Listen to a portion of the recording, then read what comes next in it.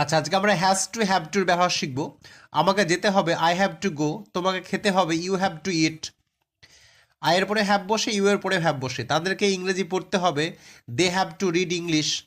এবারটা have to, has to, তারপরে be বসাতে হবে।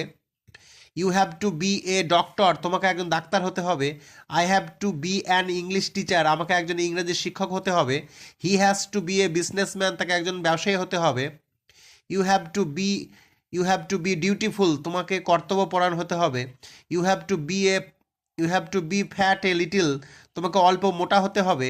You have to be meritorious more, তোমাকে আরও মেধাবী হতে হবে। You have to be educated, তোমাকে আরও শিক্ষিত হতে হবে। I have to be respected more, আমাকে আরও সম্মানীয় হতে হবে।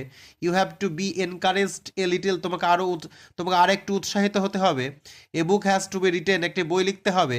Some books have to B published, কিছু বই